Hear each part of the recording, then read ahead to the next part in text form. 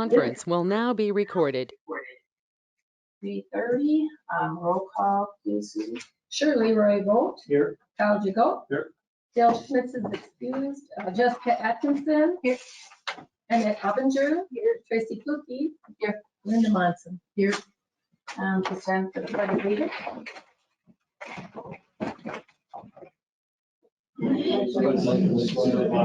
Of the United States of America, and to the republic which stands, one nation, under God, indivisible, with liberty and justice for all.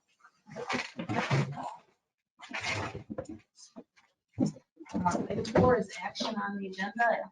I have a motion to the agenda. If anybody needs to change anything, maybe Brian, to get you in and out if you want to do your presentation, and then if there's any other updates you want to include, instead of having to stay right till the end for the updates. Yeah, I'd appreciate that. Okay. Thank you. So if we could just shuffle the department reports from Brian up to 8A, excuse me, 9A. We need motion. I'll make a motion to approve with the adjustment. I second it. Moved in second, all in favor, say aye. Opposed? Motion carried. Thank you. Action on the minutes from our June 13th meeting. Any corrections or changes to the minutes? Yeah. No, I did not see any.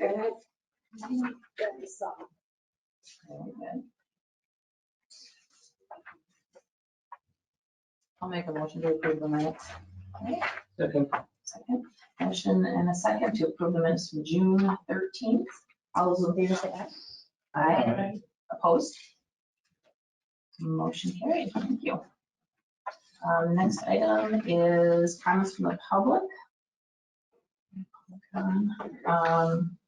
Must be limited to items not on the agenda, must state name and address, limit to 5 minutes. Board's rule is to listen and not discuss the item. Personnel issues cannot be discussed or nor individuals named, and board is not able to take action at this meeting. Any comments from the public? Site plan review, Kyle and or Joel, anything to add on site plan? There is a new apartment complex that is going up between Cypress and West Main Street. There's another, it's west of Packline. There's another apartment complex just further west. And I looked at the plans and they didn't seem to mention anything on bicycle or pedestrian infrastructure. And there is a multi-purpose path on West Main Street, so I'm going to ask that they have some accommodations to connect to that. Any bike racks or anything, or that? And I'm going to ask for some bike racks or bike parking too. There are going to be separate buildings for some type of closed garage parking, car parking, and then a lot of open parking spaces. So I'm hoping that maybe they can do something in conjunction with those garage shelters.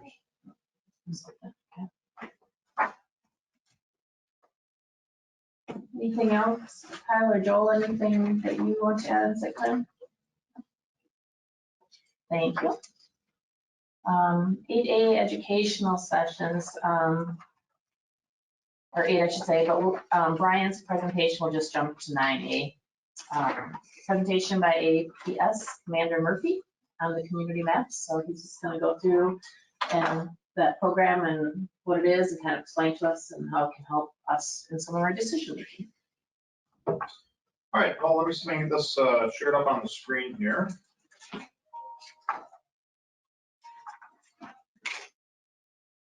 Sorry, my apologies. So there's a portal out there that Wisconsin Department of Transportation has been utilizing, and it's kind of a work in progress. It's referred to as Community Maps. I can get the direct link to the group, but just Google Community Maps, Wisconsin DOT.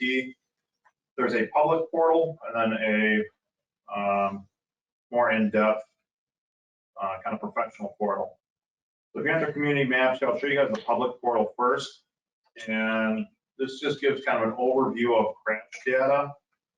So all crash reports in the state of Wisconsin are completed in a computer program referred to as Tracks. And as part of that, it includes mapping data, all the factors that go into the crash report. So you can run some pretty interesting queries in here if one would like. So again, this is the public side of it. So any person would have, oh, I'm not sure on the right screen here, my apologies.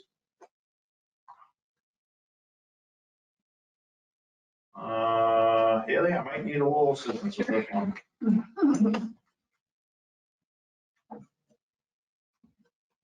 So sharing this screen, I needed to share this one. Yeah, so go back to the go to. Okay.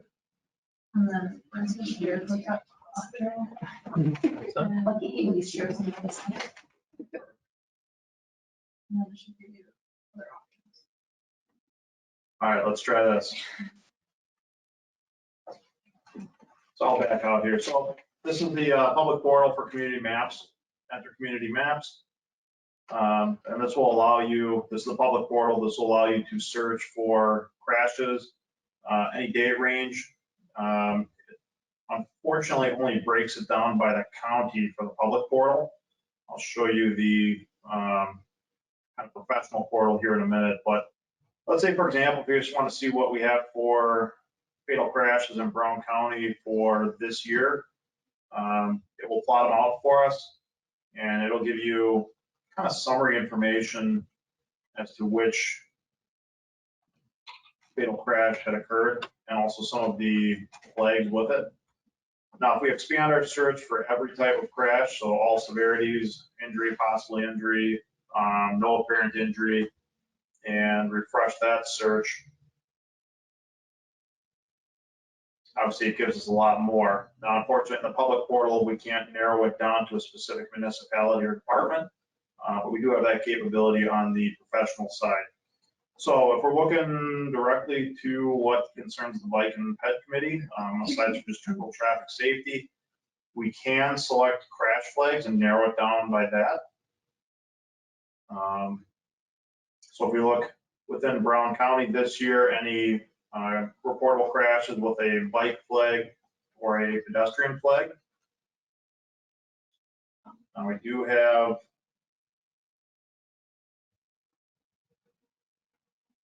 crashes here. I can pull these up with a little bit more detail inside the professional one. But this is, like I said, available to anybody. You're free to take a look, see what you can get out of it. Let's take a look at the more advanced side of things. Now, for this one, you do need to have a particular login. Part of the reason for that is it does contain protected information, because you can actually pull up crash reports here. That would include personally identifiable information. Nice thing about the professional side is let's pull up just our jurisdiction. Ashwaubenon, it's a little interesting as far as the jurisdiction, because we have the freeway that runs throughout the village of Ashwaubenon, but we are not the primary law enforcement agency for that freeway. So if we can filter that out by, I don't really care about deer crashes all that much. So if we can filter out that freeway by just focusing on crashes, reportable crashes that Ashwaubenon handled, that's very helpful for us. So we can process our data, we can get a listing of all the crashes for the selected time frame. We can pull up a particular crash, and it would actually have a link to the full crash report. So for our end, where it's not, a venue such as this where it's public, it's very helpful, because then we can see a cluster of crashes, and we can dig into each individual crash and see the actual crash report. But like I said, that does contain some protected information, but it also does contain a wealth of information. We can use this to identify potential hotspots. The trick to doing this is really how do we want to parse them out. For example, this will allow us to pull up crash data for the past however long we want to look at. So say, for example, over the past 5 years. And if we want to try to conduct a predictive analytic for what are the hotspots going to be for the next 7 days, or what are the hotspots going to be for a period of time throughout the year, such as the summer months. And we'll go with weekdays. And let's go for afternoon, where we're at right now. We'll include every type of reportable crash. And again, this is focused just on Ashwaubenon public safety crash data. So for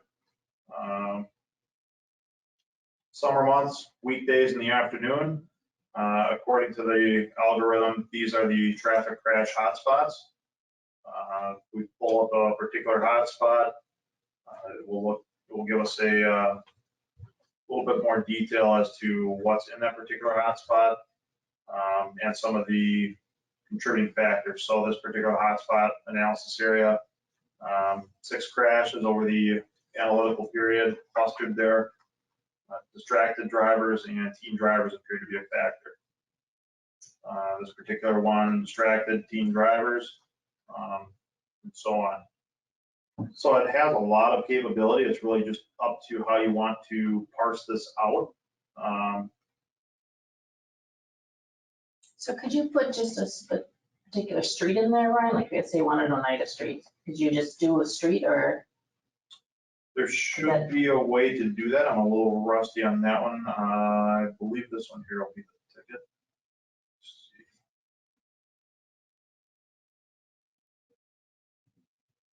I'll pull up our jurisdiction. We'll look at this year.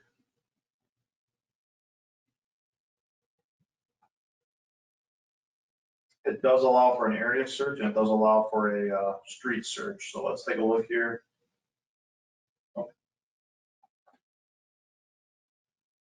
Scratch that. We'll start over. We start from scratch here. You should be able to search by area or particular street. Let's play with that. So how big of a stretch of Oneida Street should we take a look at?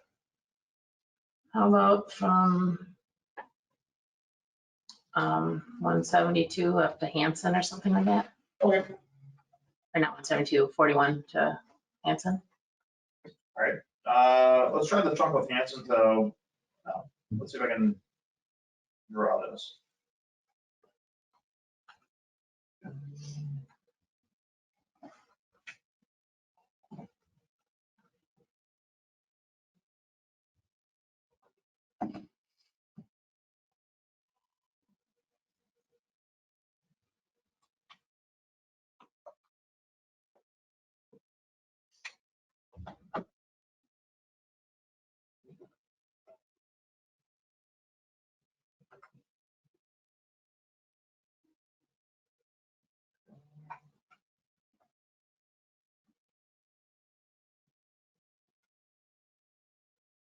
This feature I got to play with a little bit more. Okay. I know there's been plenty of crashes around it, but there should be grabbing everything within 200 feet of this route here. Okay. So it could be done, it's just gotta figure it out or work with it a little bit more, so, okay. Actually, let's, I know, I was just checking for fatalities. Here, let's try this now.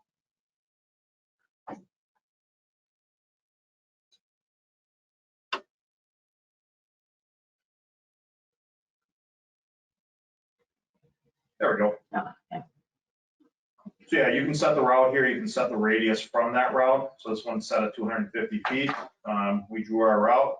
This is pulling every type of reportable crash. So this would be injury, possible, minor, fatal, no injury, for the selected date range. So with those as the parameters, so far this year along this stretch of Oneida Street, we've had 6 total crashes resulting in 1 injury. And keep in mind, these are reportable crashes too. So this only pulls the reportable ones that get sent off to the state. Those are the ones that result in injury or ones with property damage over $2,000 or property damage to fixed property over, I believe, $200. So unfortunately, some of your minor fender benders, it doesn't necessarily capture, but it does capture the more serious crashes. Want to check out another stretch of road?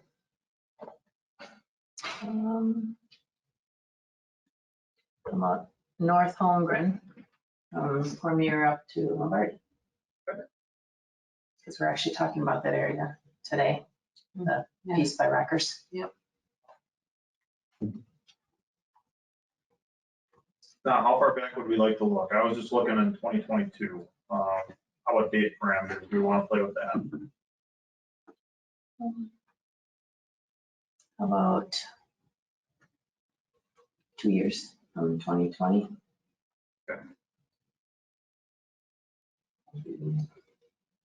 So we'll adjust the date parameter, January of 2020 till now. We'll select all crash types, and that we have deer crashes, we'll keep them in there. All right, I'm sorry, what stretch of home grid from Lombardi down to? How about Cormier? Okay.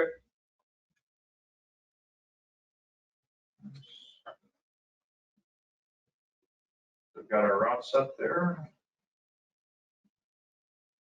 And I think we'll stick with the 250 radius. We can always play with that, but 250 should be pretty good. They should be putting a pin on every location when they do a crash report.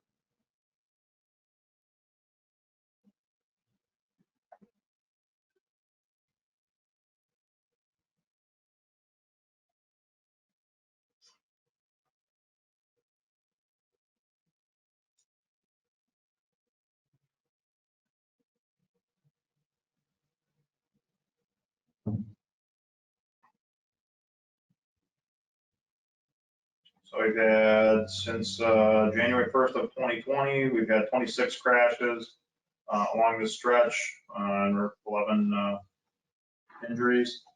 Keep in mind when it says injuries, that could be everything from possible injuries, which the bulk of injury crashes that are reported are. And really that's just kind of a judgment call by the officer on scene. That could be something as simple as my neck feels a little sore, my shoulder feels a little sore. They don't necessarily want an ambulance, they don't necessarily follow up their primary care provider, but if they report something like that, even however minor, it does go down as a possible injury crash. So with this, obviously we got that cluster up by the stadium, I'm sorry, up by the bars here. And this is where your injury crashes are clustered. We look over at the left here, it's color coded as to what the injury degrees are. So injury A would be your serious injuries. Injury C is your crossable injuries, and then greens are your property damage only crashes. We can.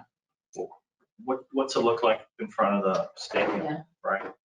Okay, let's take a look. Rocker Stadium, we're talking, or the Rocker Stadium, so down south further, Brian. Okay. Cormier. Just north of Cormier. So there's a few in that area. All property. What's the intersection? So let's edit the search. Make sure we got the same date range. So I'll just redo the search. I'll just do that whole stretch so we can take a look at it. Oh, shoot, I had that up there, my mistake. We just want to go past the Rocker Stadium? Yeah. Okay.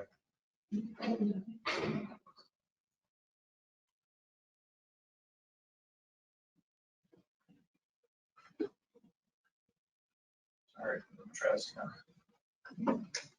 Could be from Marvell to Cormier. That helps. Okay. Well, From Lars to Cormier, or Marvell.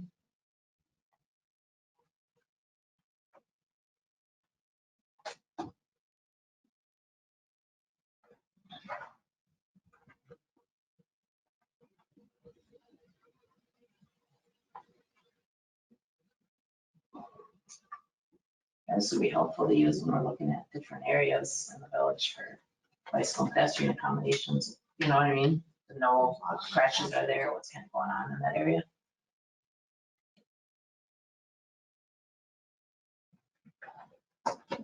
all right, let's take a look down by the Rocker Stadium. I don't know if this is a more helpful view for you guys. Stadium should stick out more. So over the past 2 years, looks like we've had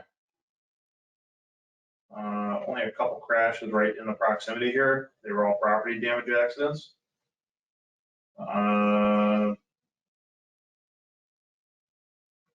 This one here, looks like somebody struck a utility pole.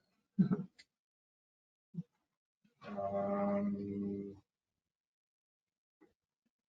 one here, they struck a parked car. one here. Might have been another park car in that one. So luckily on this stretch here, no pedestrian issues. What about around the corner there? There's two Right on the down. corner here, yep, we got several here. Yep. Here we have a possible injury one, we'll start with that one. This one was a rear end manner of collision.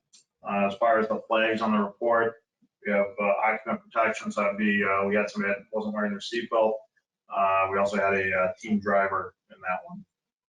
Unfortunately, on the summary page here, it doesn't necessarily say that, say for example, that teen driver could have been the one that was actually stopped and got rear-ended. So unfortunately, it doesn't really share all of it here. This would be one where it'd be helpful to go into the full crash report. But like I said, I'm a little hesitant to do that in a public venue because it does expose Yeah, that's all right. personally identifiable information. But that is something too, where if we have some stuff that we want to look at, say, prior to the next meeting or things that are on our radar, you can dig a little bit deeper in that so we'd be able to explain a little bit better without exposing some of that personally identifiable information.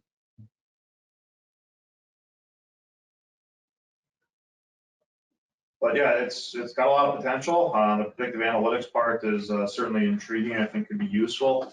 I'm hopeful, and I've been working with the people responsible for this at DOT. I'm hopeful that we are able to, at some point in the future, incorporate some enforcement data in here, because that's kind of the ultimate goal, is to be able to see some sort of a correlation between where the problems are at, where our officers are directing their enforcement efforts.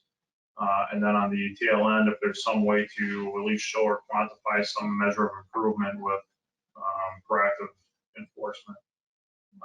It's just not to that level yet, but it is a work in progress. They seem to be working towards that. So I am hopeful that this will continue to be a useful tool, even more so in the future. Any other questions about the program itself? So you guys have spots you want us to look at? We can do that. Can generate some reports on that, dig a little bit deeper, and have something hopefully in hand for any subsequent bike and pedestrian meetings. But feel free to reach out, shoot me an email. I'm more than happy to pull up what I can for a stretch of road or an area. Hopefully have something useful that can contribute to the discussion. Yeah, I mean, that'd be great if we're looking at a specific area, and then to know what's been going on out there would probably be beneficial to our decision making on that, if there's been a lot of crashes or whatever, just to have a feel for it. So that would be great if you can reach out before the meetings, Brian, and just have you check that for us. Yeah, love to. So I will transition just into a quick departmental report then.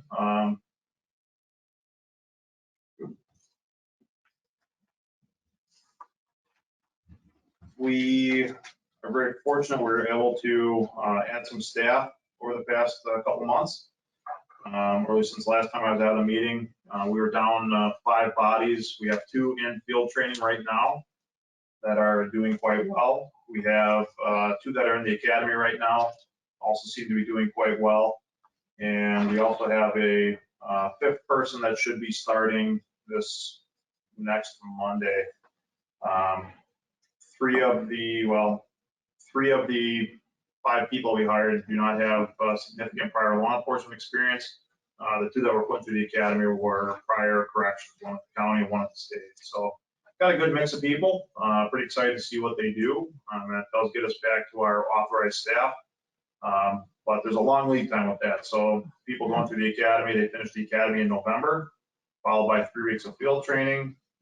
Once they get up to speed on that, the fall semester of 23, they'll go through EMT. Spring semester of 24, they'll go through fire. So we're looking summer of 24 until they're fully cross-trained public safety officers. So a lot of head-end investment, but I think we got some good people that appear to be worth it. Pretty optimistic about it. We just wrapped up our 2nd quarter, so let's just touch base on our traffic enforcement activity. This chart here will show a quarterly breakdown of our, an annual and quarterly breakdown of our traffic stops. This includes stops that are not task force related. So we do countywide task forces for speed, drunk driving, and seatbelt enforcement. Those figures are not included in these stops. So as you can see, over the past several years since 2015, overall numbers have declined a bit due to some staffing changes and due to us no longer having a traffic car factored into it. Then of course, 2020 being the challenging year that it was. 2021, our enforcement activity came back up. For the year, we were just under 3,000 traffic stops. So far in 2022, and this is through first 6 months of 2022, we're already past the halfway mark of where we were in 2021. So we are trying to get after it as best we can. I give our officers a lot of credit. They are doing this with shortened staff and increasing call volume, but they're still getting after it as far as productive traffic enforcement. Let's take a look at our traffic citations overall. This is a breakdown. Each column is a year going back to 2017. The colors within the year are the quarterly breakdowns. So far in 2022, we've seen the same trend that pretty well follows our traffic stop trends as we would expect. Traffic enforcement citations, and these are non-task force ones. These are just in the village of Ashwaubenon, are coming back up. We've already reached more than halfway where we were at in 2021. And we see that mirrored as well with our traffic written warnings. If we look at drunk driving cases specifically, our numbers for 2022, now this one is not broken down by quarter. This is broken down by each column as a year, and the colors are how we came across it. So if we look at 2022 here, we've had 9 drunk driving cases that were initiated by a citizen call, so like a reckless driver complaint. We had 3 drunk driving cases that were initiated by some sort of a traffic crash. And we had 14 that were initiated by self-initiated field activity. So for the first half of 2022, we've had 14 self-initiated drunk driving cases compared to all of 2021, for example, where we had 18. So what that's telling us is overall, there are more drunk driving cases we're coming across, but here too, our officers are self-initiating these on their own observation and their own initiative. So there too, another example, our officers are doing good work out there. Reportable crashes, these are crashes that include an impaired flag. So this is kind of a wide net. It could include ones where the crash happened in Ashwaubenon, but say we had a task force on, so another agency actually handled the drunk driving part. Or it could be ones where, say, for example, there is alcohol or suspected drugs present, for whatever reason, it did not end up as a OWI arrest. For example, if they run through fields and pass field, but yet there's still alcohol present on scene. So some sort of alcohol or drug flag involvement. Pretty similar numbers this year so far compared to last year. The columns here are by year. The colors in the columns denote quarters. So quarter 2 so far this year, pretty much exactly on pace as we were with last year as far as crashes with the impaired flag. If we look at our overall reportable crashes still remain down compared to historical years. Our vertical columns here are each year going back to 2017 on the left, 2022 on the right. 2022 so far is still behind pace compared to 2017, 2018, and 2019. It's starting to increase, probably some other rebound from COVID, but as you can see here, traffic patterns changed significantly during COVID, with a corresponding reduction in traffic crashes.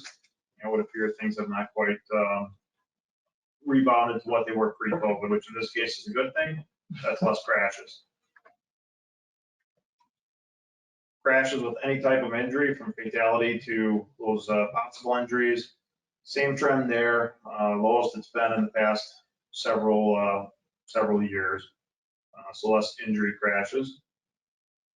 If you look at fatal crashes, we have not had any fatal crashes in 2021. We did have 2 in 2020, 1 in 2019, and 2 in 2017.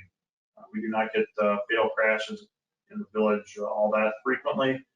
keeping in mind that this excludes freeway crashes. So this is just fatal crashes on roadways that Ashwaubenon is primarily responsible for. Let's take a look at pedestrian involvement. We have had one pedestrian crash thus far in 2022 that our agency did a reportable crash on. That one was, I believe I had a summary here. Oh, my apologies, I grabbed a summary for that one. And we also had one bike crash. I do have a summary on that one. So pedestrian involvement, pretty low over the past couple of years. Obviously, we'd like to see that zero like we had in 2019. Looking at bike-related crashes, numbers are pretty low for those as well. We've had one thus far in 2022. Mirrors figures in 2021 as far as this point in the year. The one bike crash that we had thus far was back on May 11th at Pilgrim and Holmgren.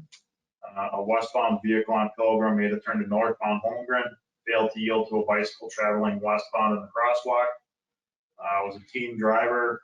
They were cited for failure to yield the right-of-way. Bicyclist was transported by EMS to the hospital with a suspected arm injury. My apologies, I don't have a summary for that pedestrian one readily available. So that just kind of gives a brief overview of our quarterly traffic up to this point this year. I would also like to add that we did participate in the Frogger deployment back in June. We deployed at a few different locations. We did have 6 stops total. We did deploy 3 officers and 1 CSO. One of those officers did have to get rotated out for a drug search warrant, so I backfilled him for a little bit. Our CSO, Nick Lewicki, was our frog. As part of this, we did also discover some mechanical issues with a few of the crosswalk signaling devices. Those are forwarded to DPW and taken care of at the same day. We will be participating in subsequent Frogger deployments later this year. I don't have the exact dates. I think there's one kind of in proximity to back to school, and I think another one later in the year as well. But we'll be putting officers out there with those deployments as well. And then other than that, speed grants are in the summertime, along with traffic or OWI and seatbelt. Deploying with those, and those rotate around the county. So you'll have maybe 1, possibly 2 of them up there in Ashwaubenon. The rest of them rotate. Where did you do the frog?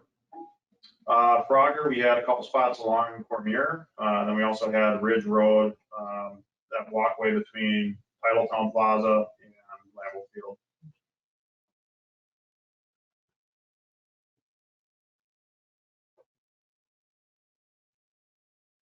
Thank you, Brian. Does anybody have any other questions for Brian? Anything? Thanks for presenting the community maps and all the other information. Thank you. Thanks, Brian. Let me just stop. Here we go. All right.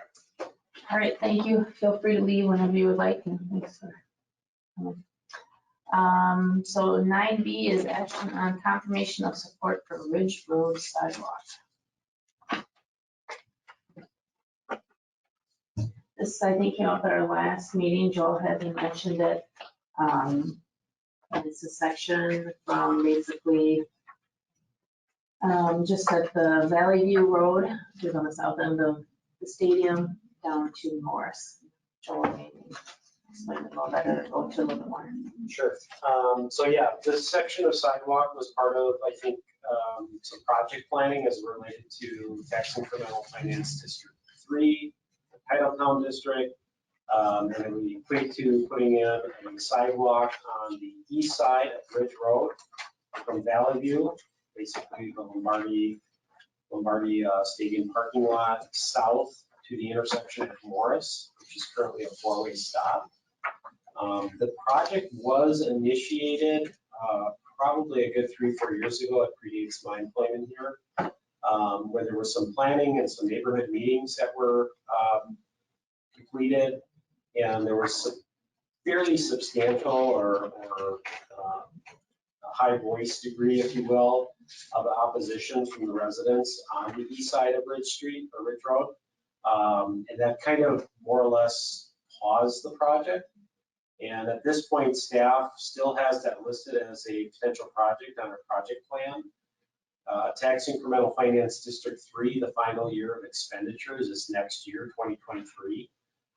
So we're just looking for direction from the village as to whether or not this project is to be completed or not.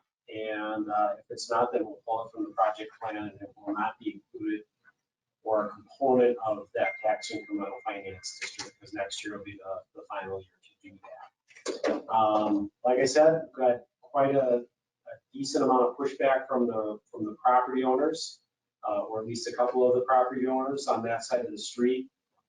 And as a result of that, that project was basically postponed or delayed. Public safety, how do you feel about it? I mean, I had heard that it's bad either way because the sidewalk there or not, it might hinder the traffic on, the traffic for Africans if there's a sidewalk there. It would, were you saying that it would hinder the traffic, you said? Well, the walking, because people walk in the streets anyway, is going to help. We do have sidewalks on the west side. We do have a lot of bleed over where people do get out into the roadway. I would say generally speaking, a sidewalk could be helpful, depending on if people stick to it or not. So there could be some benefit with that right now. I think some of the concern from the officers is that right now, the where the sidewalk is it kind of tells people to cross post or pregame and stay on the west side where the sidewalk exists. Whereas if you're having people walk and the sidewalk dead ends at Morris, then they're kind of forced to cross back over at Morris. And it doesn't sound like traffic control at that intersection would become cumbersome with the pedestrians that then have to cross versus the vehicular traffic. So that was the concern that So I heard. you're saying that if you don't have it, it'll be more of a problem at Morris or less of a problem at Morris? So for the reason Joel brought up as well, and that's a good point I didn't think of. Usually we have just one officer, sometimes a second one at Ridge and Morris for post game. Now, right now, with all pedestrians generally congregating along the west side, that does give only really one quadrant that the officers need to be as focused on with pedestrian traffic. Conceivably, if we did have traffic coming down both ends, kind of two prongs there, and then as they went southbound, if they crossed over there, that would be another issue that they would need to be aware of, another pedestrian movement that they would need to be aware of. So it may be beneficial along that stretch of the road. But yeah, you are probably gonna have a choke point unless there were two sidewalks further south of Morris. You probably would have a choke point there if you've got people in addition crossing. Really kind of a log jam, if you will. Morris. Where they would cross from, if you have a sidewalk on the east side of the road. Yep. And if they were to cross over to the west side and continue south on the sidewalk, or even if they would remain on the east side of the road, then you'd have to worry about pedestrians crossing on both sides there. So you're saying the sidewalk would be better, so they don't cross on both sides, or worse? It could potentially cause more challenges at Ridge and Morris. Well, those people that are walking south on Ridge, where are they going to? What is their destination? During Packer game day or during general? Well, first of all, they're Packer game. Yeah. That seems to be what we're talking about. Yeah, during Packer game day, they'd be going to either parking lots by Ace Hardware up and down Morris or anything down in the neighborhoods further south. So they could conceivably be going to, was it Barberry or whatever it is, that's. Yeah, they could be going further south to say Marvell and then fanning out to the neighborhood. So if people have the option of walking on either the west or the east side, if right now they are kind of channeled to the east side, well, if they wanted to take east on Morris and go to some of those streets, they still have to cross that intersection. If they're on the west side. If they're on the, currently, that's what they have to do. If they're on the west side, they have to walk and then they have to cross Morris anyway. Right. So if we have sidewalks on both sides, hopefully if you wanna go east when you get to Morris, you're gonna be on the east side. If you wanna keep going south or if you're gonna go west, you're gonna be on the west side. So One would hope. Post game, with traffic flow, we essentially shut down as best we can Ridge and Morris and direct all vehicular traffic northbound on Morris. Mhm. So right now, it actually works out reasonably well if we have pedestrian traffic on the west side, even if it is flowing over a little bit, because we're directing traffic northbound, so more towards the right side of the road as you're facing north. Okay. So that does fit reasonably well for the most part.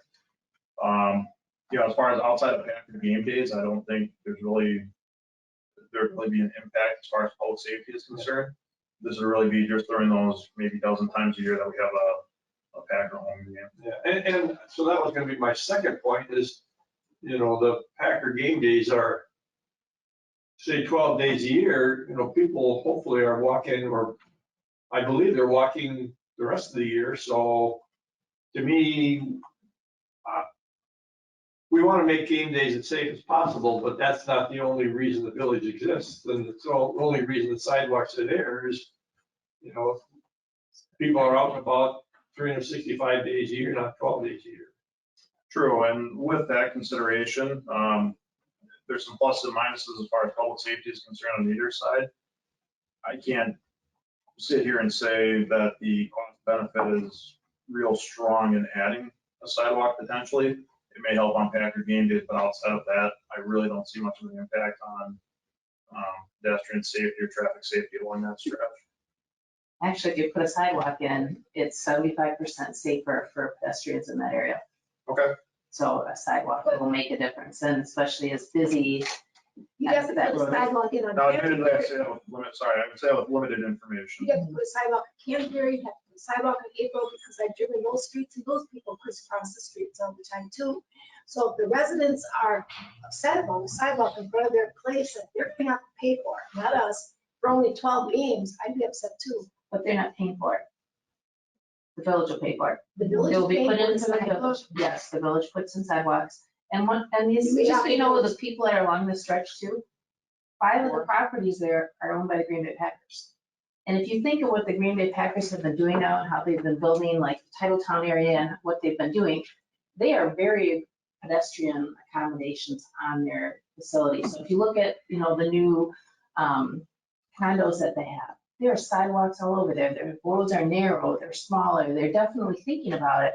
So just looking at past practice for the Packers, I would think they would welcome a sidewalk there, but I don't know if they've been approached or anything. So there's 4 other property owners then along that stretch that are private property owners. So a big bulk of that area is Packers, and it does connect. Once you go across Valley View, you can go all the way to Lombardi, you can go all the way down Lombardi, you could go to Holmgren Way, you could go out to Ashland. I mean, it would be a big connection for people from that whole neighborhood. Even to get, getting closer down to Avenger Park, it's 0.2 of a mile that we're talking about for this section. To get to Avenger Park, if you'd add more sidewalks, another 0.2 of a mile. So there are some things on there, and if you keep going south, you get into Cormier, where there's sidewalks on the south side of Cormier going to the high school, going to the elementary, Parkview. East side. Yeah, east side, yep. So there is sidewalks there already. So, it's a piece that connects to the north really well, that will connect to the north really well, but eventually someday we'll maybe connect to, Avenger Park, would connect down to the school area for that whole residential area, as Kyle was saying, that's east of Ridge, that could get on that sidewalk without having to cross Ridge Road twice, as Jessica said, because if they go across, once, then they have to get to high school if they're going south, they cross it again. So it could be put in the plan, but not necessarily approved by the board. It's in the plan, right? It's in the plan. It was in the plan in 18, it looks like it was updated and The it board was has added. approved it, or It's the last year that they have the money. Yeah. It had some legs back probably in 18. Again, predated my time. There were some planning efforts that were done from a village standpoint to a point where it got presented to the residents on that street. And there was some pretty boisterous opposition to the residents that would be directly impacted by the sidewalk. And at that point, it was basically postponed. Do you know what their objections That's what I were? was wondering too. In 18, A those are, NIMBY type Not even the situation, same I residents. believe, anyway, so not my front yard type of approach. I don't want sidewalk in front. Airbnb's right there. I'm just gonna take a guess. That's what I figured. I'm just gonna take a guess and say that it will impact their parking. Mhm. And that they'll lose revenue because now the sidewalk being in the right of way, they won't be able to park.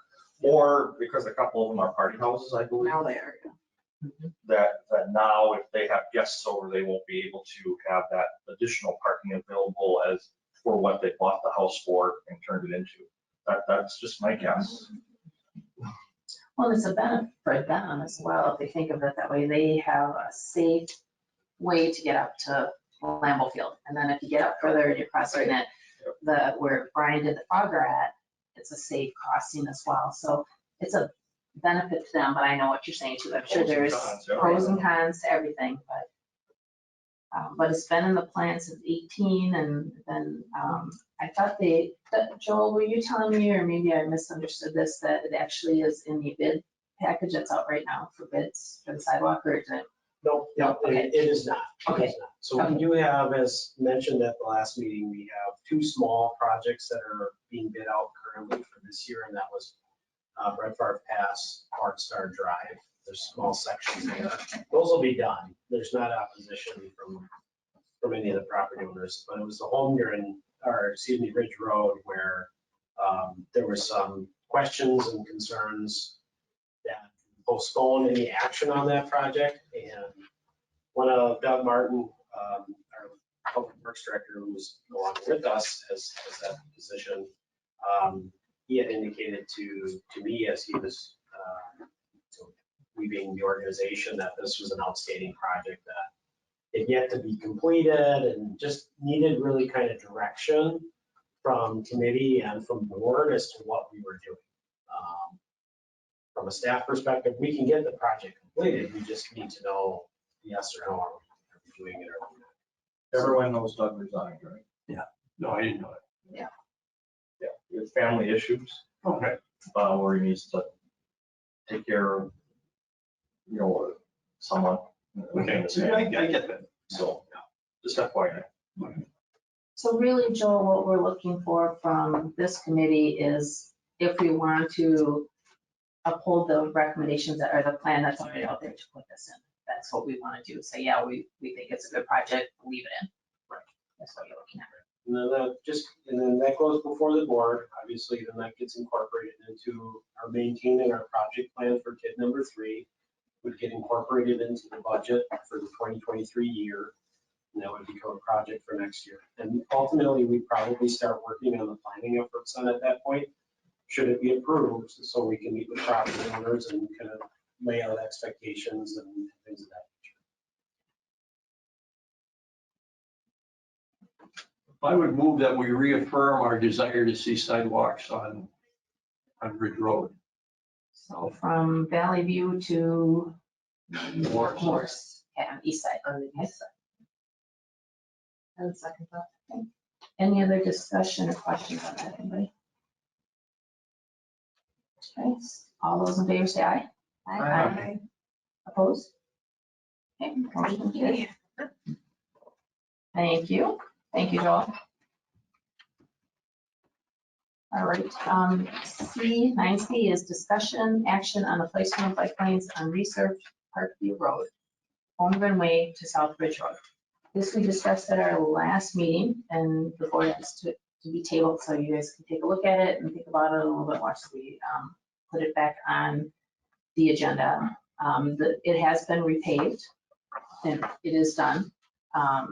One of the suggestions was to look at bike lanes on that stretch. And I put those in after they finished paving. One of the concerns that staff has is there's a business on the corner of Holmgren and Parkview that has tournaments every now and then, and maybe some nights that they have events, and they park along the road at that time. So there's a concern about them putting bike lanes in, because bike lanes would not allow parking at all on the road. Then it would take up parking. I spend a lot of time out on that road because I go in and out of town that way a lot, and there is like virtually no parking on that road except for this one business that does use it Did for we their events. contact the businesses? I mean, what if there's a semi there and we didn't go there and didn't want to go into the business and park on the street for 10 minutes? It couldn't. Plus, I drove Parkwood today.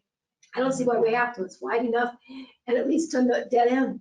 And the only way it doesn't lead to dead end is if we go right or left on Holmgren, and Holmgren doesn't have like, the Holmgren doesn't have bike It lanes. doesn't, well, it doesn't go to a dead end though. No, it goes to, It was a roundabout dead end. but Ashland, but there's a bicycle and pedestrian crossing on Ashland. So as a bicyclist or pedestrian, there is an access point that you So in can, that round you can- circle, you can go straight across and then you, without any lights or anything, just straight across. there's a space you go through and then you Wow. can go through. It's a great access point. It's safer. It's probably one of the safer crossings for bicycle and pedestrians on Ashland. I mean, the roundabout that's down at Glory is also safe, but some people aren't real comfortable, bicyclists, going through a roundabout. And pedestrians at that one, there is no pedestrian sidewalks in the Glory But did you roundabout. contact the businesses to see if they would be against it, no parking in front of their business? Were they contacted? Oh, I'm sorry. Probably not. We have not talked to anyone yet. I would think that before you put in the plan, contact them and see what they have to say. And if I were that business that had parking, I'd up against it right now because there's still business that uses parking on the street. Well, that's no different than, if you think of Broadway has bike lanes on it. And take the Railroad Museum, for instance. They have their big events down there. And when they do, there's bike lanes on Broadway. They cannot park on Broadway. And they are charged with finding parking elsewhere. And they do. They have, the place across the street lets them park. They do a shuttle, whatever. So there's ways around it. I still, See, for, if it's, let's say it's 20 times a year that they have events there, and maybe it's 30 or whatever. So bike lanes can be used daily by somebody, and that is a bike route because it's the safest crossing for a bicyclist and a pedestrian across Ashland. the street is So wide enough that the bikes can be there anyway. they can, but it's also, And Allied, once we have Bell in there, they're gonna be wanting to park on, if they're having an event there or something like that, they're gonna be wanting to park on Parkview also, and they can't, where are they gonna park on Allied's from the Bell? I just, I would imagine Belleville will probably have lots of parking on their side. I don't know. The thing with bike lanes, it's a nice encouragement type thing as well. Allied is a quiet street, like you said. And for someone to have a child or a less experienced bicyclist, to have a bike lane, it's a lot more comfortable for a lot of people to use. And people are using it already, so it's a form of encouragement having the bike lanes there. It also may be more comfortable for a parent to take a child, along that route. Ashwaubenon Park's down there to get there, the Bronx County Fairgrounds is there. Then you have, the new apartments that are, what's that new one, Ashton Station? No, Alton Station.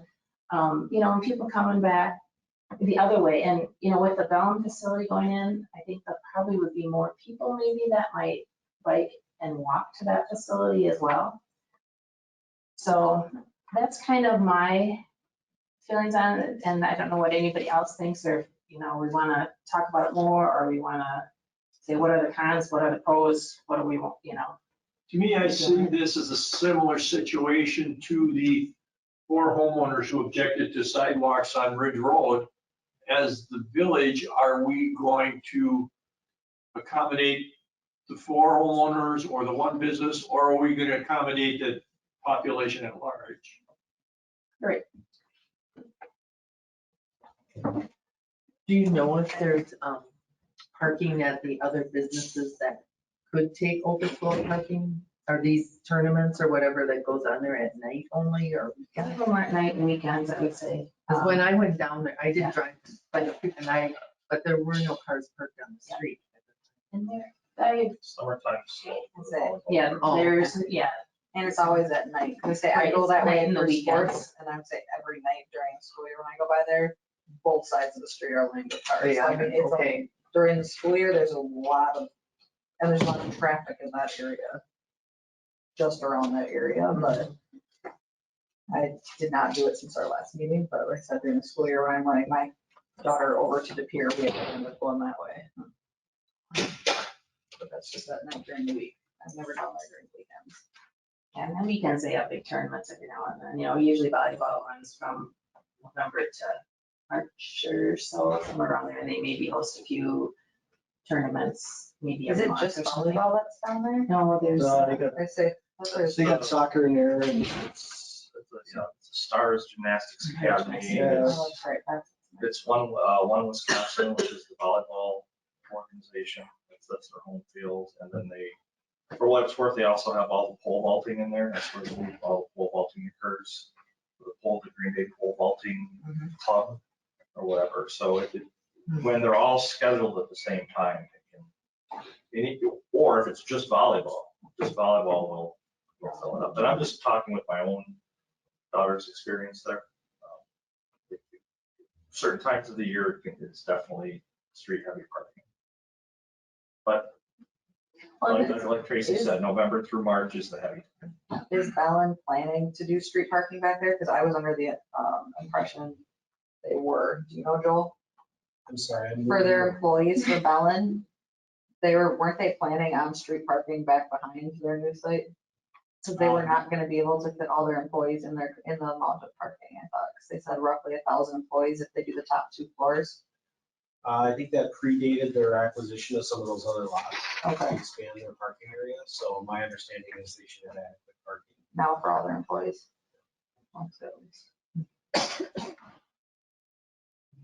and the other thing that can be looked at is keeping parking available in that area.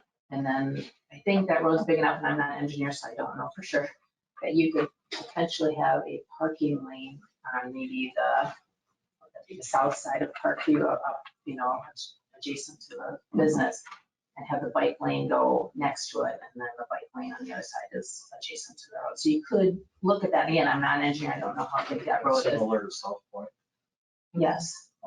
Doesn't South Point have the? South Point, yes. If you look at Green Bay's, they have the parking in and then the bike lane out. So it potentially could fit there, but I don't know. So that's another option than keeping that area, maybe say from the railroad track to Holmgren or something, is we pull the bike lane out further and just have something that engineering looks at to see. It just is, it's a road that gets used quite a bit, just a lot of bicyclists I know that work in the industrial park in Ashwaubenon and come through there, that's the way they come. And with the new Bellin facility, that may increase that traffic. Right, Just looking it up, this is approximate, but about 37, 38 feet face-to-face surface area. So you're looking at 2 12-foot travel lanes, 2 5-foot bicycle lanes.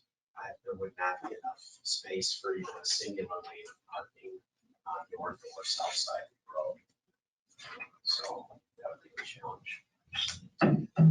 The one thing I'll add, just to the general conversation, is Parkview Road right now, under the plan, indicates that it's designated for just wide outside lanes, which it currently has, but if you wanted to upgrade it to designated bicycle route, then we just add additional costs for signage. There wouldn't be any markings on the street, and there would certainly not be any restrictions as far as parking goes, but it would be signed with a green bicycle route sign up and down this stretch of road. So it doesn't add any additional accommodation or restriction, but at least adds to that encouragement factor that this is a route. Sherrills. Do what? Sherrills, those are, it's basically, it's a stencil on the ground as a bike and then has like sergeant stripes on the top, and basically it's telling motorists and the bicyclists, and it's usually put where the bicyclists would ride, where they suggest they ride, but you're sharing the road with the motorists. And they have them up, they have it on Broadway, north of, I suppose, 9th Street maybe? Like in Green Bay, they have Sherrills on the road up there because it's bike lanes all the way up, and then you get to that little residential area on the north part before you get to the commercial again, just south of where Mason goes over. They have Sherrills through there. So it's their version of a B&L essentially. Yes, but it's legally. But a legal one. It's a legal, yes. It's legally, So it draws your attention to the person being there, but doesn't inhibit parking. right, yes. Typically you put it out further, if there is parking, you stick it out a little further in the lane so that the motorist knows that bicyclists Are gonna be. it's kind of an awareness Yeah. thing too. Does that make sense?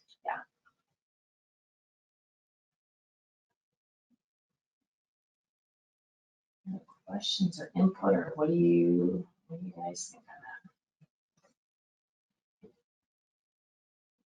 on I don't think we should blindside the owner of that place that has all the sports stuff.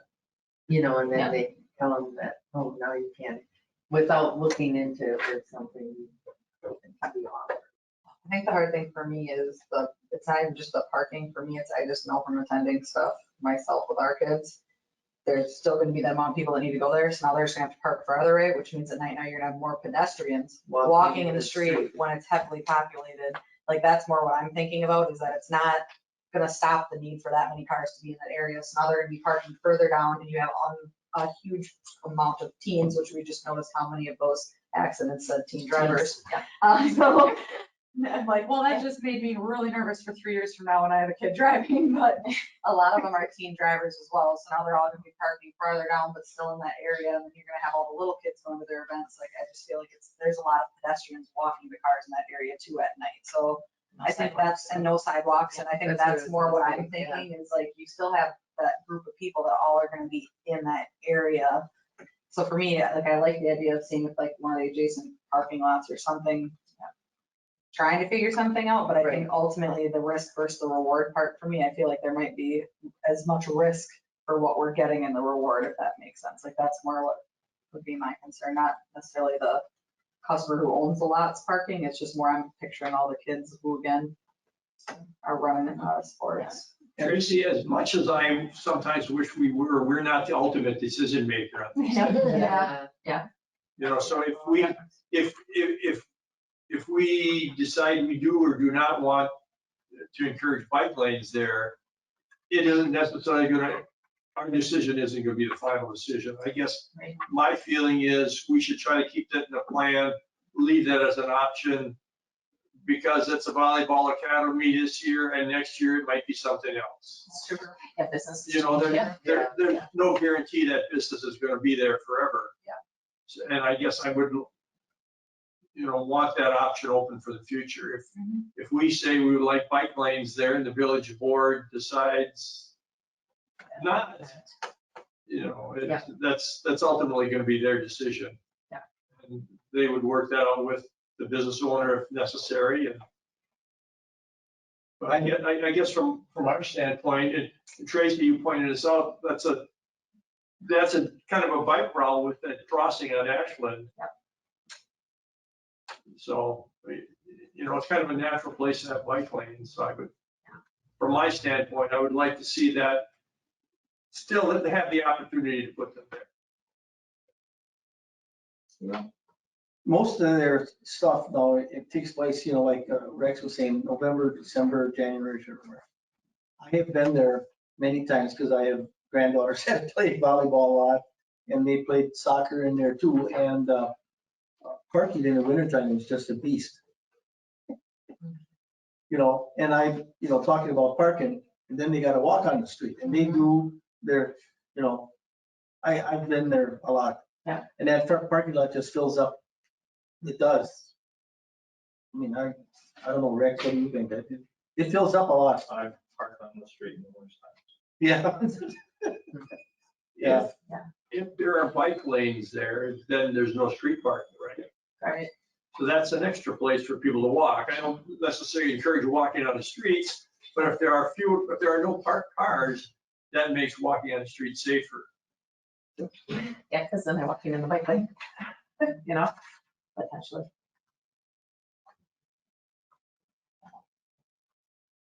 I agree with Kyle and keep it,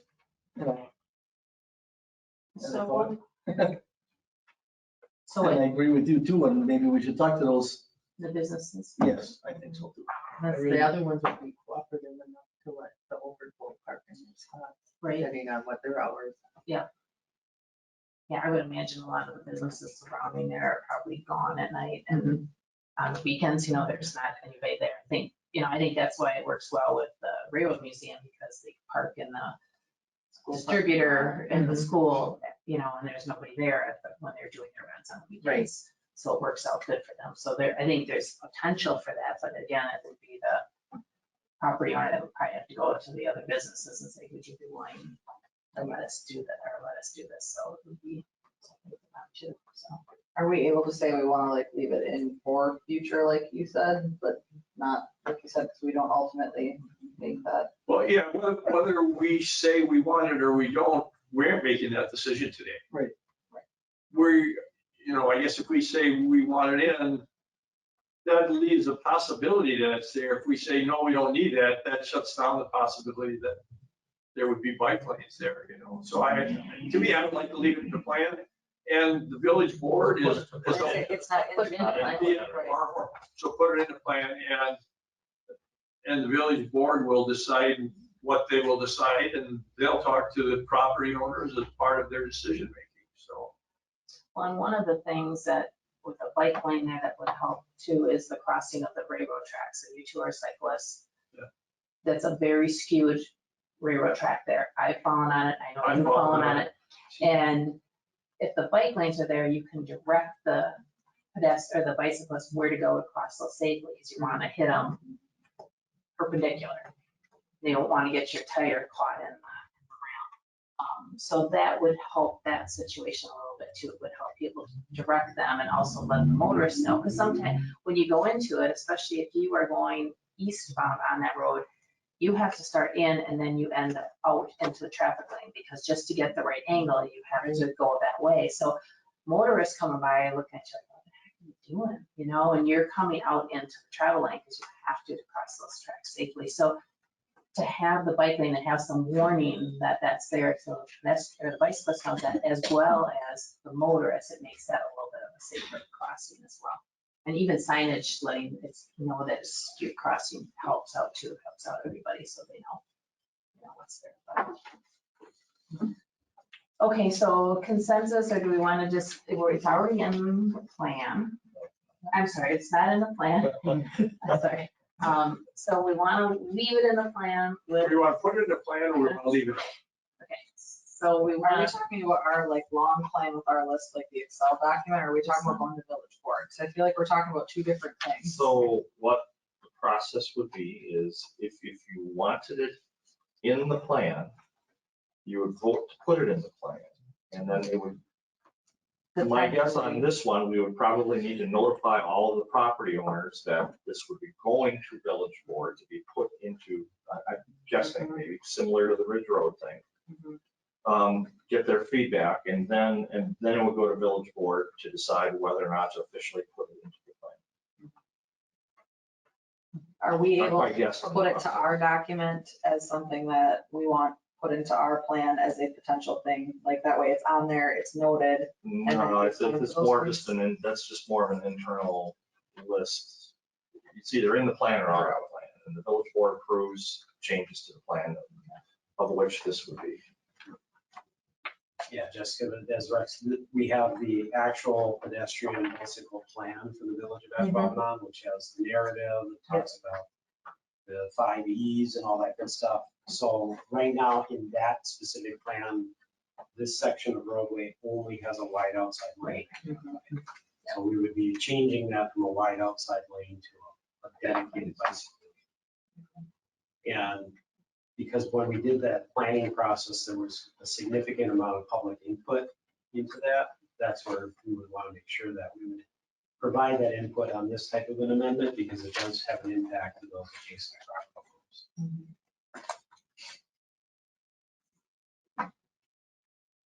So we could, like Rex said, it could go in the plan. It's in there now, as like Joe just said, wide curb lanes. Could adjust that and say we're going to put bike lanes in there. And then change that in the plan. And then like Rex said, then at some point, they would check with many of the businesses, and then the village, it would go to village board for final. I don't think we can just put it in the plan. I mean, The village, we can recommend it to the recommend it, village board, and the village board Yeah. either puts it in the plan or doesn't. right.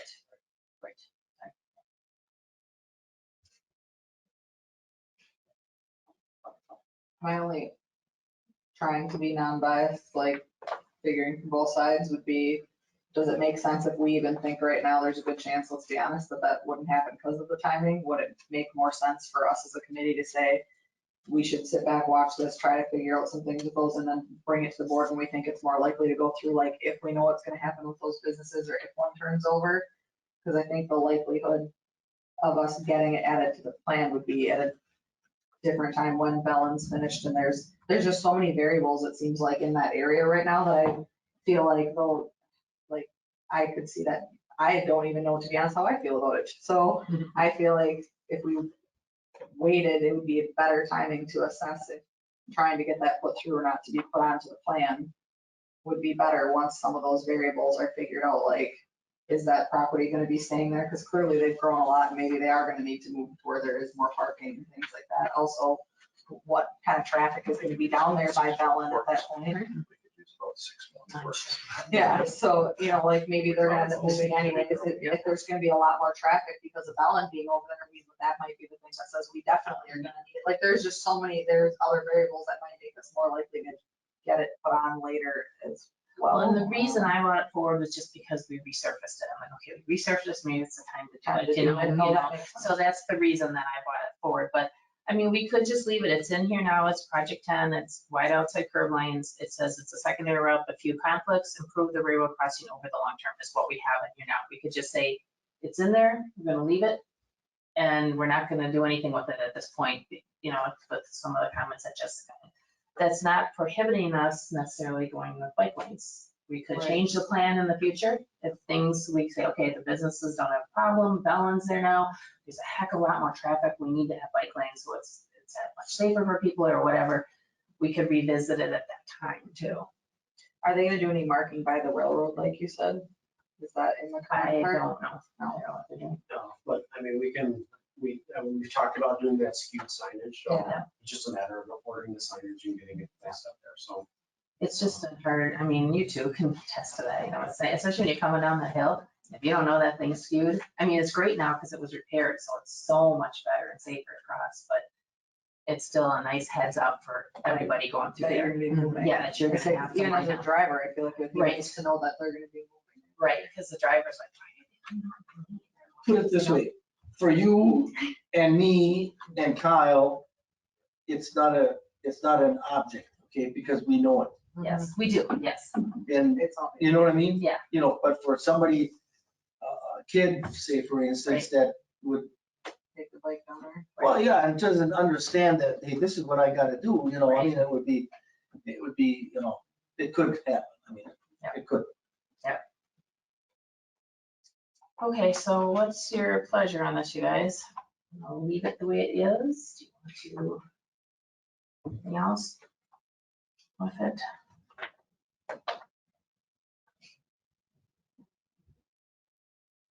Well, I say leave it because I would vote against it, so that's me. Well, make that a motion. Make that a motion. To leave it as it is. Okay. You.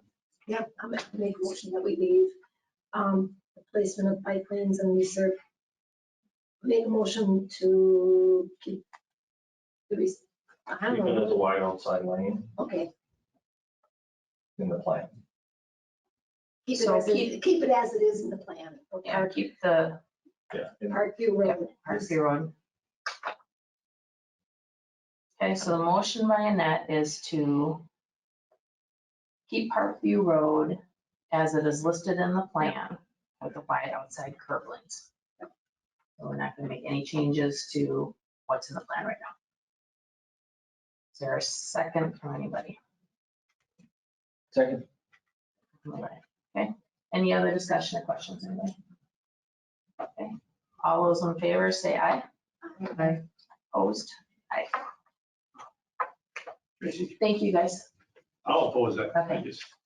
So myself. So motion did pass. Thank you for the good discussion, guys, because it was good because there's some really good points that were brought up, so. We'll revisit, see where we end up. All right, we're on to 9B, discussion and possible action on street crossing safely around Capitol Credit Union Park, sorry. Jessica had asked us to be put on the agenda at our last meeting, so Jessica, maybe you want to just address your concerns or where you're at on that.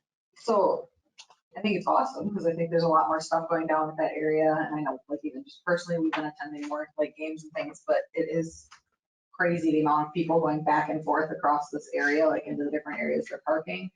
So I just thought it would be worth bringing up because I know there is like the one area that you're supposed to cross, but I think the reality is, I think initially people thought people would maybe go down towards like a corner across, but a lot of people are not even using like the one that's kind of right, kind of like right to the left when we pull up here. Yeah, it's this way a little more. And so I don't know if we would want to look at, do we need to be adding a second one or even just honestly from like a driver to attention thing. So we were like, if you go down in Milwaukee to different areas, we were down there for a concert, like there was like a flashing light that said like event going on, like watch for pedestrians. Like, I don't know if we want to look at something like that just to like alert the drivers as they're turning into these areas. Like, because I hate to say it, like we could put probably a pedestrian area at every corner and people are still gonna run through the middle of the street, especially like right before and right after the events, but something alerting all the drivers as they're coming off of like, you know, Cormier here especially, that they're gonna be turning into an area where there is honestly a good likelihood that someone is gonna run out in front of you. And I don't wanna justify people running out either, but I just saw that when we were in Milwaukee and I like immediately thought of this. I was like, oh, maybe something like that, just like So it was a flashing. it was like a sign and it said event going on and it was actually, it wasn't like a road sign, it was like at the event place. It said. So, was it on like a trailer or was it on like It a was like a post, like a folding thing permanent that got post? put out. No, like it looks like it was just put out for Portable. events. It looked portable. And it was put out in front of the concert hall and it essentially said like event going on and then it said watch for pedestrians. So like, and honestly that also made me think of down there where everybody's drinking at night, running back and forth, which is what I'm guessing that sign came from. Friday night, watch for drunks. Yeah, it's honestly what I feel like we were all kidding around saying like, we don't know what the sign actually means. Like, this is watch out for all of us when we leave here. But I'm like, I don't know that that's the right thing for here. I don't know what all the options are, but I just thought it'd be worth bringing up because I do feel like there are a lot of people that run back and forth across if you go to one of the games.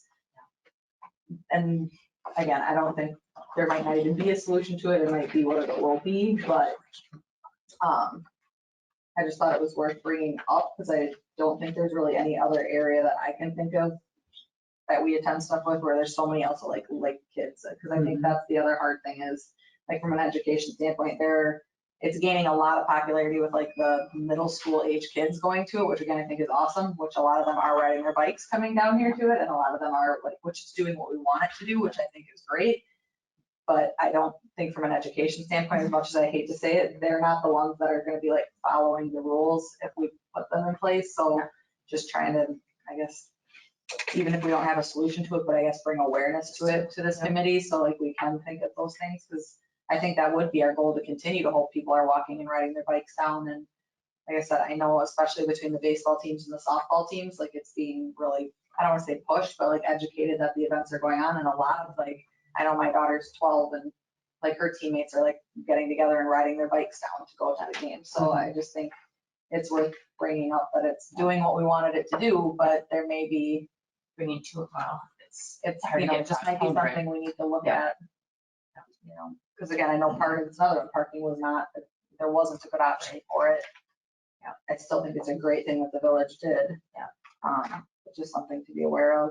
Just an attractive nuisance. It's a great facility and the road adjacent to it is not easy to cross because it's 4 lanes and it's straight and flat and, you know, people go fast on it. Yep. Jessica, you think that might have been something that the venue put out? That's what it looked like to me, to be honest. And honestly, like we were kidding around, like our friends were like, I honestly felt like it was like the place because it was just a big concert hall, like a bar. And I feel like if they So owned maybe it we and could just talk put it to out. the Rockers or somebody and just say, put a sign, flashing sign, watch for pedestrians. Yeah, like I just think something. Was it, sorry, I No, missed it's this, but is it big enough or small enough to be able to be carried or is it on wheels? It legit was like plastic sandwich, but it was like thick plastic, about, yay wide, yay tall. And it was It was both electronic. sides, and honestly, I didn't look that close down, I wish I would have. But I'm assuming it was battery, yeah, like it looked like something, there was a handle on top, it looked like something that you would like pick up and it would snap shut. Right. And you'd put it, that's what it looked like, I don't know if it actually did, but it looked like something you would pick up, it would close, and they just put it out for that. It's high enough for drivers to see. And it was about that high, so I think it was just more the fact that I think there were lights on it that it caught attention. And I'm assuming, again, when you put a sign out, sometimes they become like wallpaper, everyone just gets used to seeing all the Yes, signs. that's why. But the fact that it was put out and then gets taken away, like just on those And big yes, things, lights makes a difference. like it kind of reminded me of like, we have the flashing signs when someone presses it to cross the road. And again, I don't know that that would be a great option out here, because like I said, you could put 4 of them in and someone's still gonna go in the middle and not press the button. But just something drawing attention to the drivers as they're turning onto this road. I mean, ideally, I would think you'd almost want to put it even down at Right. the ends of where you're approaching the stadium area. Mhm. But doing something just to like, hey, there's something going on, there's probably gonna be a lot of people potentially, and again, kids. Because again, I could see my own daughter doing it, she's not always the greatest with that, like just they're riding their bikes down here with their friends, I could totally see them just zipping right across coming through here. And I know they should not, but I just know I see it happen, so I just thought it was worth bringing up. Not sure that there's a solution right away, but just more of an awareness thing, because I think it's awesome that it's definitely gaining more traction with, like, I was saying, like the middle school age kids, like my daughter's at, like it's definitely gaining on traction with them riding their bikes down. Like, these 3 friends are going tonight, are you going? So, I mean, it's doing what we wanted it to do, which I think is great, and I don't want that to become like a hindrance to that by any means. Because all I think it will take will be is like one kid getting hit by a car, that I know that would definitely make me be like, yeah, I don't know that I want you doing that anymore. Right. It wasn't lit up, but I just went to Walmart today, and they had every crossing now have a sign there that says stop for pedestrians. I had one crossing that I went and then stopped, and had to stop another because another was coming, and it was noticeable. It was just like that. I don't know if it was portable, but not real tall, but enough that you could see it. Now, if you're driving, I don't know if you see it, but that was nice because I stopped at everyone because it says stop for pedestrians. And it was portable. That shocked me because it's the first I've ever seen that in a parking lot. I think if it's okay with the committee, I think we can look at this internally a little bit and see if there are options. Just looking at the intersection at Marvell, we have that crossing right now. Are there things that we could reasonably do there to increase visibility and awareness? Right off the top of the head, it's, a rapid flashing beacon similar to what you see on, I think it's Ridge over by the Titletown district, something at that intersection. Balin Court is the other kind of natural intersection just south of the stadium. You can maybe look at doing a marked crosswalk there. It is an intersection, so. And then, is there a possibility between Marvell and Balin Court, there's about 600 feet roughly.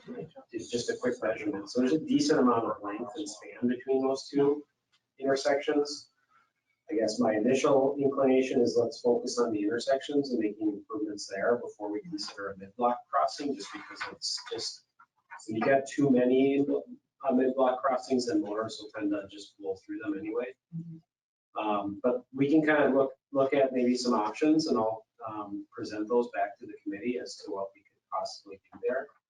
Just again, real quickly, looking at some of these intersections, there's no marked crossings at Balin Court. So with that being a natural intersection, could we do a marked crossing with pet pad? Marvell only has the crossing on the north side of the road. Could you do a south side? So if somebody does park south of Marvell and they want to get to a controlled intersection or semi-controlled intersection to cross, they have to cross Marvell to then cross Holmgren to then come back. Just looking at some of those components and seeing what we can do reasonably to increase visibility and safety. One of the things, I mean, this is an area that's a problem, but remember when Jeff Panzier was on the committee, he also was concerned about the northern part of Holmgren, where the bar areas and all the, the things that are going on up there. So would it be a good idea to look at the whole dang stretch. I mean, the signs up on that northern part, I know the Public Works Department was gonna replace it. They are so faded. They're worse than, or lighter than Leroy's shirt. And they should be bright and stand out. So I think if we maybe look at that whole corridor and see, because you have the same problems going on up there that you have here. I mean, you get more kids down on the southern piece, but it is, that whole corridor is a very pedestrian area because of what's going on there. And it's gonna get even more so because of all those apartments that are going in along that corridor. So, maybe it would be beneficial to look at the whole dang thing and maybe even put an RFP out. Get a consultant to look at the whole dang thing and see what we can do to make it more visible, make it safer for people to walk and bike in that area and safely cross Holmgren. And give us some unique ideas. I mean, there's some things that we could do right away that maybe will make a big difference. If you take that crosswalks, like Joel was saying, and make them ladder style rather than just two white stripes. If you guys look when you're driving, see how much more visible a ladder crosswalk is versus just the two stripes. So any things like that, maybe just to get it, temporary to make it safer or better, or the lights, like Joel said. But I just think the whole corridor has the potential for the same things that are going on the southern end are happening at the northern end. Am I incorrect? Did we talk about the northern end, the bar district, and we talked about lighting there, didn't we? Yeah, and Doug did get all the LED lights And there. we got better lights down Yes. there. So is lighting a problem by the stadium? I don't drive it there It might tonight, be. so. It's gotten better No, when they they need to changed them, discuss but it. it's still not super bright down there. So maybe that's another thing that isn't Yeah. a real hard fix. If we get better lighting down there, maybe Right. that helps. Yeah. There might not be one solution, but you do a lot of things, a lot of little things that will help. Right. Yeah. So yeah, and maybe, staff can look at that and come up with a whole bunch of different things. The public safety could maybe look at it. I know Jeff Panzier brought up the lighting. He was concerned about the lighting at the north end. And then Doug worked with him and they got that taken care of. And then I think they went all the way down to Cormier on the lighting. They updated, I think, all of that. So maybe there's other, signage, crosswalk, all that stuff, better lighting.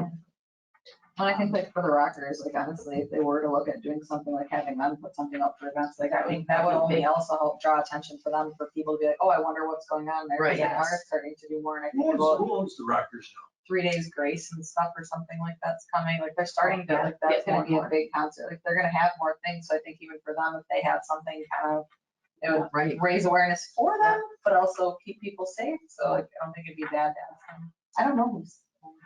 Spoken, isn't it? I think so. That's what I thought. So, I think so. Yeah.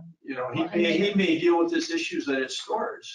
Right. Well, and So maybe he he has owns some the idea. Epic Center, He so owns to a big have center. a safe movement between the two, I'm sure would be a So- benefit to him. So he may have some ideas, or he may have some experience doing this type of thing because. I mean, it's a great to see and having all those people out there and participating and getting out, I think it's great, but I'm with Jessica, I'm always concerned that something we're gonna have, that someone's gonna get killed, and I know Jeff was concerned about it on the north end. He's like, one of these days, Trace, someone's gonna get killed up there. And, you got a 4-lane road. We have a problem with kids and drunks on this Yeah. street. Yeah. It's a wicked combination. It is. So. But maybe Joel, if you want to, do some brainstorming with staff and see what you guys come up with and, look what's out there and see, and then go back to the committee and see, and Jessica's, the event thing would be cool. Maybe the Rockers will get a couple of those, one facing each direction,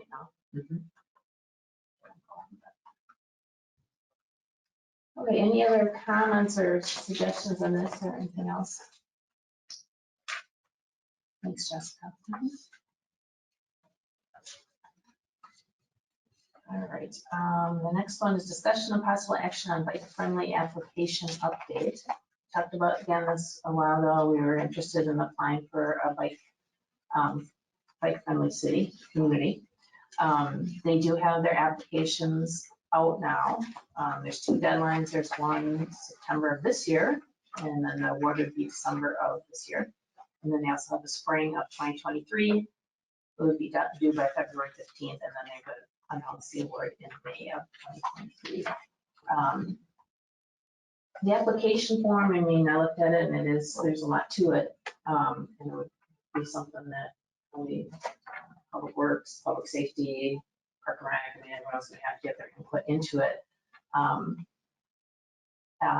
But I think it would be a good process for us as far as really seeing where we're doing well, where we need to, look at and maybe do a little bit more in, because there's a lot of really good questions on it that bring up things in your head that, I didn't think of that, Like even they had something about bicycle racks, and we now require the APBP, the Association of Pedestrian and Bicycle Advocates.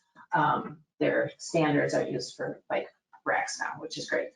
But then they were talking about all the electric bikes that we have now. So I don't know if you guys noticed, there's a lot of people out riding electric bikes. Those are much heavier, and they're starting to develop racks that hold those better. Or even like recumbents or tandems, that kind of thing. So they're starting to look at some of that stuff too. So I think it would help trigger some things in our head of things that we, need to look into further. But I mean, I would suggest we go ahead and do it. There's 24 communities in the state of Wisconsin that now have a designation. The closest ones are Sturgeon Bay, Green Bay, Appleton, and Menasha are probably the closest to us that have the designation. And just see what we come up with. It's going to be a little bit of work for staff.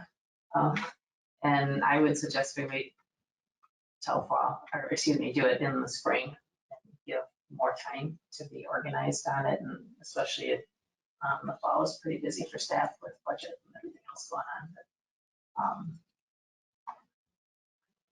so Rex, I don't know if you have anything else you want to add to that, or, if we had talked about, pursuing it, and just confirm that we would like to go ahead and your thoughts on it, Rex, as far as work. It's up to you.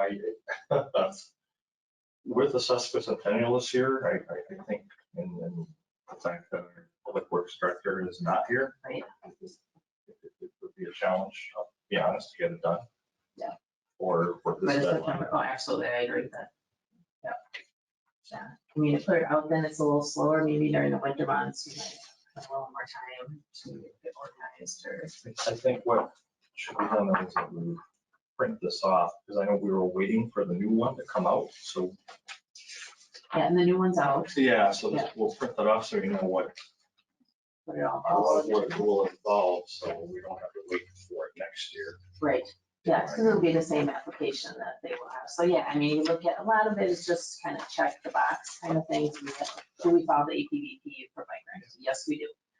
Do we do anything else? So really, a lot of it's kind of check the box things. There's a few things that, not a few, there's quite a few things that ask more in depth. So this is more of a question for Joel, and I apologize, but because this will affect the village as a whole, you're applying for something for a village designation. Should that go to village board to okay the application?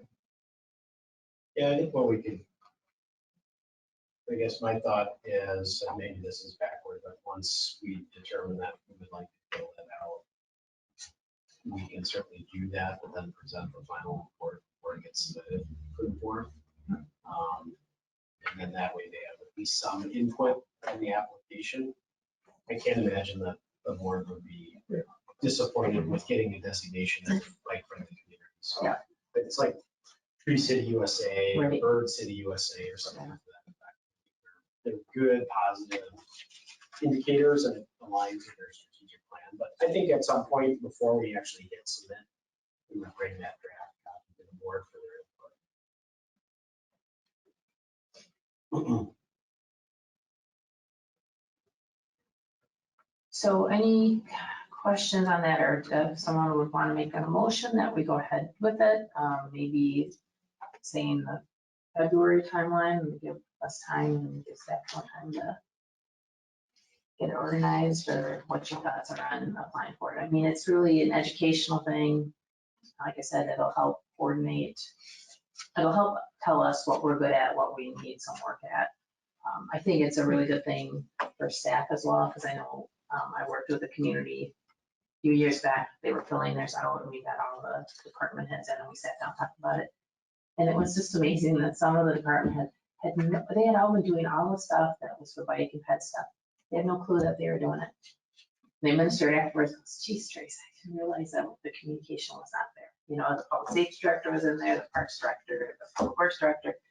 And once we went through it, they were like, wow, I didn't know you were doing that. I didn't know you were doing that. This is great, you know, or whatever. So, and it helps with that too, to let us know that we are doing some stuff. Rex is doing a bunch, and Doug, the public works director, is doing things. So kind of gets that communication going between the two. See where we're at. I move that we apply for the spring 2023 submission deadline for a bike-friendly city. Second, anybody? I'll second it. Okay. Any other questions or discussion? All those in favor say aye. Aye. Opposed? Motion carried. Thank you. All right, 9F. Discussion and possible action on bike and ped accommodations on county roads. This came up, I think, at our last meeting too. I think I brought it up at the end. Just to really talk and see how we want to work with Brown County when they're redoing the county roads, like for instance, they're redoing Oneida Street, for instance. How we integrate with them to let them know what our desire is as a village as far as bicycle and pedestrian accommodations. When you told me this, Trace, I didn't even tell you, but I just went in, obviously you've seen it now, so I just went into the Brown County bike and pedestrian plan on the county website, which is available for anyone to see, and just picked out a few pages that specifically mentioned some Ashwaubenon references, Yep. I guess, so you can, Yep. you know, part of this, in some form or fashion, when we're asking for this with the county, I think we really need to make it during the next update, which won't be for a few more years, but I think we really need to make more of a concerted effort, possibly, in terms of getting the citizens to submit things to the county. Because I think a lot of things that the county has in here are specifically from citizen feedback from different communities. It lists it by community. Here's what the people from Ashwaubenon said. Here's what the people from Howard said. Here's what the people from Alloway said. And there's not a lot of Ashwaubenon feedback bullet points. A lot more in some of the other communities. You know, so that's how they develop their plan, is based on community feedback. So just keep that in mind as we move forward, you know, through the years here, it's really important, especially at least with the Brown County plan, to try and get people to express what some of their thoughts are. Well, and, you know, I was thinking of like in a staff end too. So Joel, when let's say the county reaches out and says we're redoing Fernando, what does that look like when they reach out to you, and how has that been handled? Do we look at the bike and ped plan and say, oh, you know, when that's done, we would like to look at bike lanes there, or whatever the case may be? How does that process work? So typically with Brown County, if they're doing just a resurfacing, so a mill and pave or pulverize and pave, generally speaking, that's covered 100% cost by the county. So at that point, generally speaking, whatever is in place gets replaced in kind. You could have some general conversations about whether they want to pave a portion of the shoulder, but that depends, again, a little bit. Generally speaking, in the past, Brown County has been willing to entertain those concepts, but then it comes at a local cost share to the local municipality. So they'll replace the mill and pave in kind, everything 100% that is presently there. If you add another 3 feet of paved shoulder or 5 feet of paved shoulder, generally the municipality picks that up. So if those types of projects come forward, then we can certainly look at that. I would say what we do as staff is we look at the plan. Maybe the plan indicates, and there are roads in our plan that say when it's a rural road, we're going to extend the shoulder area to include some type of paved surface. So we would look at that. If it's a reconstruct, whether it's an urban reconstruct or a rural to urban reconstruct, and what I mean by that is take a road with a gravel shoulder and ditches and convert it to a curb and gutter section, Or you have a curb and gutter section, but they're gonna reconstruct the entirety of the road, both surface and curb and. Then we would look at that and say, okay, what other improvements are necessary to meet that urban design?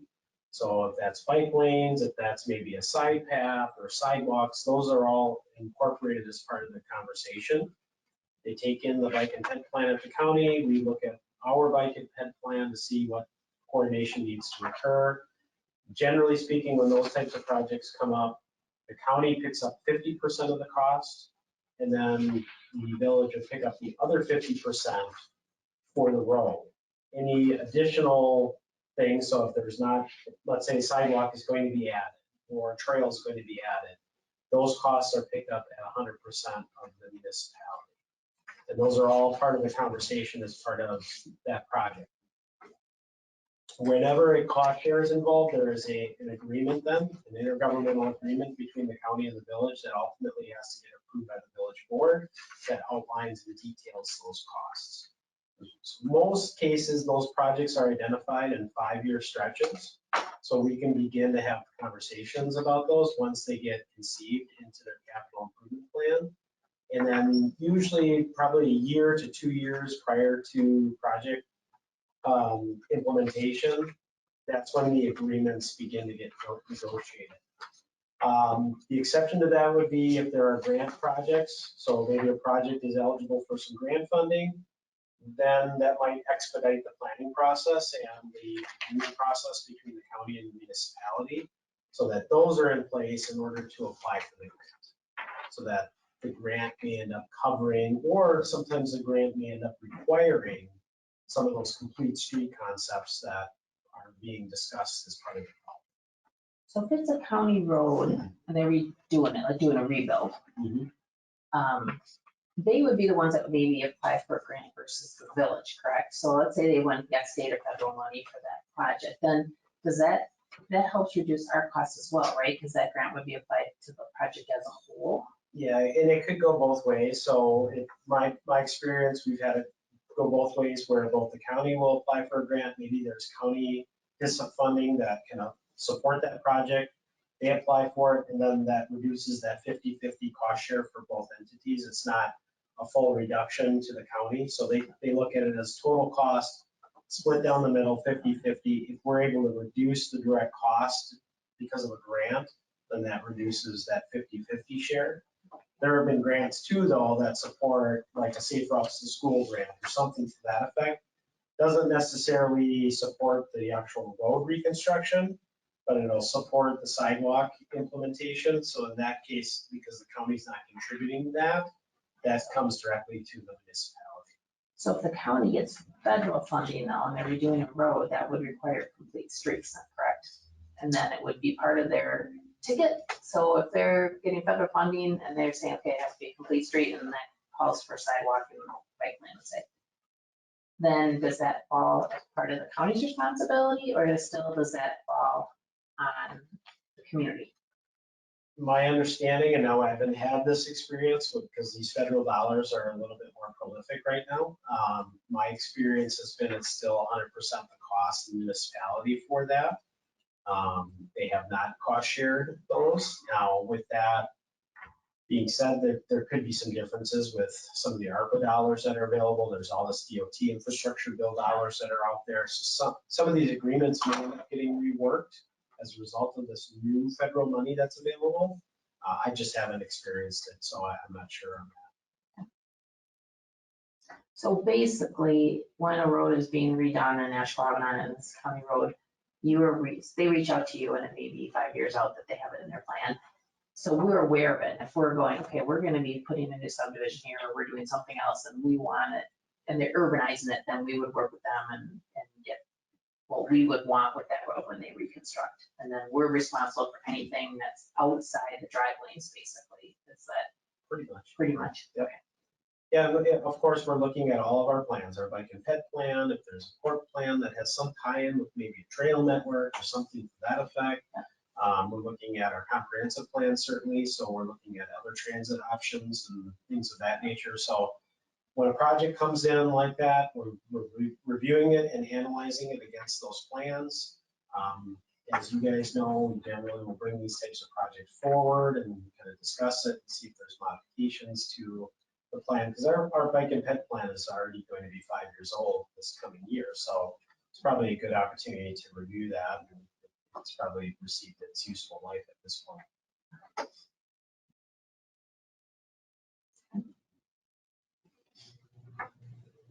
I will say that the county highway department is definitely focused on moving cars, high volumes of cars at higher rates of speed than they are focused on bicycle and pedestrian issues.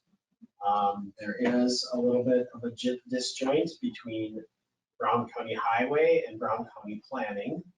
Brown County Planning does a lot of work with various communities as a regional planning agency for bike and ped improvements. And so they don't necessarily communicate as well as one would like at times. So there's some disjointedness there. So it's really driven by the local community as to what that overall street profile is going to look like. Yeah, that's a good point about highway and planning not working as well together, which is unfortunate because I think planning has some really good creative ideas or things, and then sometimes they just don't go back and forth very well between the two organizations. All right, any other questions on that? I just was wondering about it because we'll have more county roads that will be coming up, and I know there's some, Fernando, I think is Fernando that's getting resurfaced next year, maybe 2 years out. Not Fernando. There is, Not for now. No, not Fernando. there is a roundabout plan for Grand Street in Ackerland. Roundabout where? Roundabout at, I think it's, no, excuse me, is it Grand and Ackerland. Oh, yeah, we're hearing that. I believe that is, I believe that's 5 years out. Okay. They have federal dollars. and- It's Maine, it's Maine. Okay. I'm sorry, it's Maine, that's being redone. Years. Yes. Yes. All right. Any other questions or comments? And Rex's point is good about when the Brown County does their plan, they always have information out. You can go and just plot your concern areas, the comments, everything out, and, you know, getting that out maybe with Haley here now, she can get more on social media and get it out to people more and get more input from the residents. My thing on this is if we, contact county, they're gonna say, well, you've got concerns, but no one expressed any concerns. Right. You know, Plan. that's why it's kind of like, Yep, no, it's true. Yeah, not that they won't listen to us, no, but it's easier if there's been a lot of, or some other feedback from other than the governmental agency. true. All right. All right. Review and possible action on the 2018 plan project. Susie emailed, I think, out to everybody, the latest one. And the only I saw, I'll take them updated one. Thank you, Jill. Okay. Just like, never mind with the updates. It's just what I emailed you guys.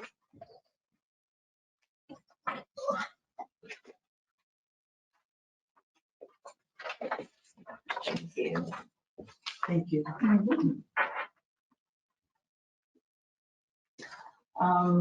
The ones that were added, I saw on page 3 of 4, right at the bottom, 2022-1. Well, we shouldn't have added anything unless it goes to the village. board, Right. Correct. So Right. like the one last month for South Point, that hasn't gone, we're Yeah. start waiting to put them in Clump groups, together, rather than and- yeah. continually, I don't want to say bombard them, but because we add them on fairly regularly, somewhat regularly, and thought was to maybe like every year, here's the listing recommended by the bike and ped. Rather than piecemeal. But the 2022-1 pedestrian project is listed as a multi-use path. I thought we had said sidewalks there. Because Bellin was gonna put in a path. And we had asked about a sidewalk along their Oneida Wabi, or the Wabi Street side. I think north towards Oneida. But I Thought we know were that, gonna do sidewalk. I didn't.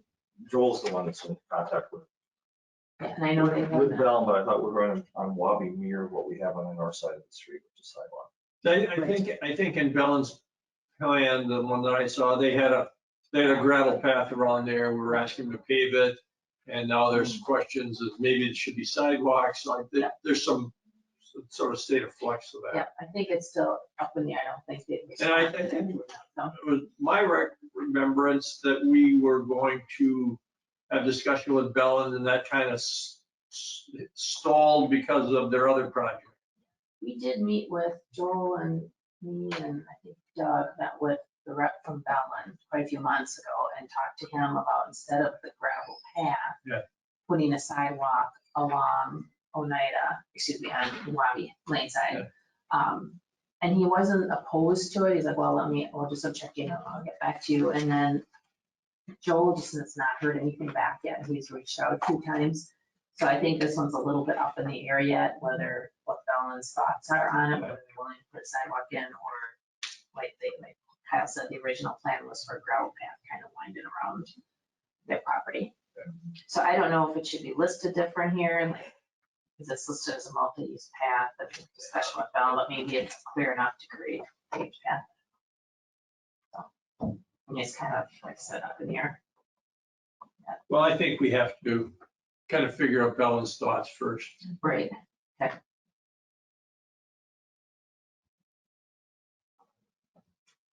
And it was just 22.6. I think where it talks about the verbiage. Sidewalks on the east side of Southeast Wabi, Oneida from 2851 South Oneida Street to Hanson Road. I almost think that should be Ridge Road, isn't it? Here. Is it starting on Oneida, then going under the bridge, and then because Hanson wouldn't be way back. Southeast. Unless that's going north. I don't have, sorry. I'm pretty sure that was in discussion on the same meeting as the item above it, which has a typo.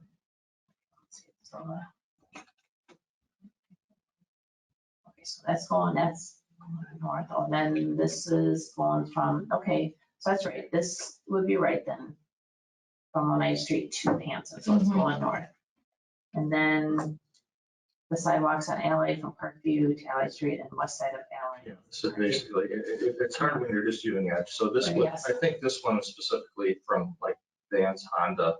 Because remember we were doing, Yeah, or Parker Johns or something. Yes. because the sidewalk, Hanson. yeah. Yes. So this would be from Okay, Vans Honda to Quick Trip, okay, you know. We were trying to get the addresses in there. Because right now, I think we originally only Yes. recommended for the Bellin thing, the sidewalks to go from Bellin to Parker Johns. yes. Yep. Yes. Yes. Sorry, I've been removed from this for a little bit here, so. Yeah, so no, that's correct. Then I was thinking it was Ridge because we talked about it on the other directions other than I westbound. think we separated that sidewalk on the east side of the Okay. street. Okay, yep. Okay. So that's correct.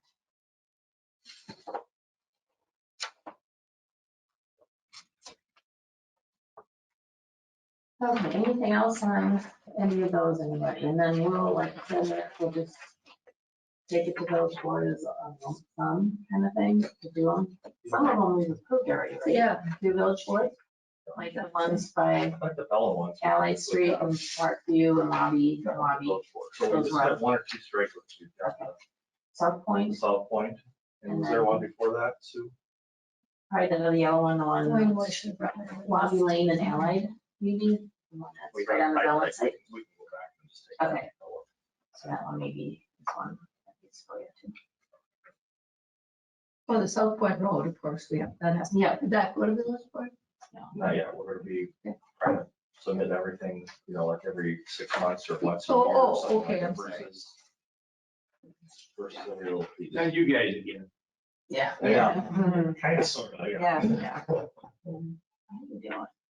Yeah. All right, any other questions or comments on that? Anybody? So this, to clarify for myself, sorry. So this document is just kind of our document then, right? So, okay. Well, It is in the. once things get approved Yeah. to be in Then it, it's it'll be finished. part of the Yeah. plan. Yeah. Because that format is part of the plan and I believe part of the plan update. So they But essentially. with lump this it in. new stuff, the stuff that's got a little, Yeah. some highlights and Yep, italics and whatnot, that's not out there for the public to see. Yep. So did you have any edits other than the typo on this? So I can pass it to Dale, because he's the one who. No, No. where was your typo? Just. Oh, I know, Oneida Street. Oneida. Okay. Oh, yeah.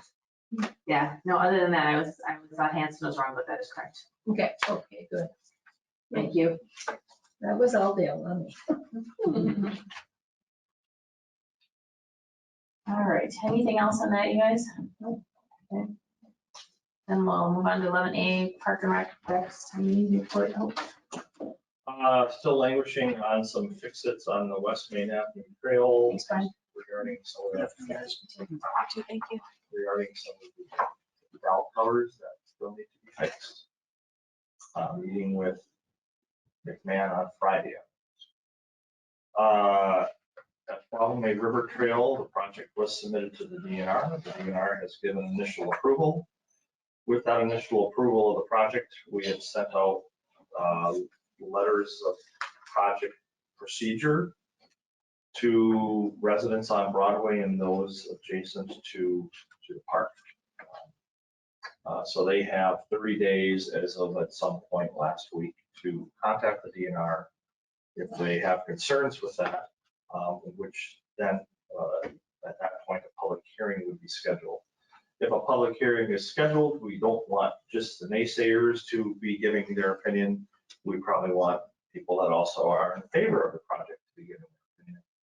We would get out information to the Bike and Ped Committee to hopefully disseminate that to all the pro-bike and ped people to say what your thoughts are regarding the building of that pedestrian bridge going across the street. I would recommend bringing that up to the baseball as well. They would Yeah. probably get it out to a lot of their people, because people are talking about that at the baseball field. Yeah, So if you send that out to them, they would probably have a lot of people in support of It's it a as good well. idea. Will you have availability if people want to just write a letter or call in or come to the meeting where you allow those 3 ways to get Oh, information? it's the DNR, right? Oh, DNRs, okay. The DNR would be the one doing it. Okay. So there is right now, people joining the park or adjacent to the park would be contacting the DNR. I think it's Jared, I think his name is. Okay. To express any concerns, and if there's a concern expressed, our guess is there will be, is that they will then schedule a public hearing, which at that point, I think anyone is eligible to give their thoughts or opinions on. Okay, all right, yeah, if you get it out, we can get out to like organizations in the area. You know, people living in Alden Station might be interested too. Yeah, Kelly, the new trustee, lives in, right, one development up in the Speed Bicyclist, and there's a bunch of people in the area too, so. At the last village board meeting, actually park board meeting, excuse me. Actually village board too. Sorry, I'm getting all mixed up. Oh my gosh. Go. Some meeting that was that, okay. One of these darn meetings Yeah. we've been having. We got the okay to use some park development funds to do a wetland delineation at Argonne. Why that affects you guys is we've always talked about putting in a back end trail around the backside of Argonne Park. So many people are walking their dogs in that neighborhood and just walking in general. When we were cutting trees down, there were dozens literally of them, just during the little time. So to do a wetland delineation, why would we do that? Well, because it's wetland, a lot of that woods area, not all that woods is ours, part of it belongs to the Packers, who then lease the woods and the adjacent property to Cabela's. So there's a couple different things in tow here. At the very least, we would do a wetland delineation on our piece of property to find out where we could or where we would need to put the trail on our piece of property. Our piece of property is basically to take Valley View Street or Valley View Road and extend it through the woods To the south, it's ours. To the north, it belongs to Packers. That being said, Mary is going to be talking with the Packers about what they would like to do with the woods, of whether they would like to join us with that project, and keep the trail on their, or put the trail on their part of the woods, whether they like not be interested, or potentially whether they just want, like, you know what, we don't want anything to do with that woods. You want that piece of property, you know, we'll subdivide it and just give it to you. Yep. And then we're done with it. Yep. Because all of this is wetlands. With a lot of dead ash trees in it. But it would make for a nice little additional walking path. Rex, you said at the very least from Valley View to where? Isn't that what you just said? At the So very if you least? extended Valley View to the west, that's the dividing line between village property and Packer property. As it relates to that To the woods, West, okay. Towards the freeway, kind of. towards the Mhm. freeway. Yeah. Just keep pushing that line right through the woods. That's the dividing I gotcha. line. That's it. State DOT, I'm assuming nothing from them. Brian gave his report already. Anything from Suzie that she had passed on? And I saw Natalie earlier today. She did not have anything relayed except for please take a winter hat if you'd like. And then if you ordered a shirt, feel free. And I do have one extra woman's extra large if anybody would like that. It's an extra shirt here.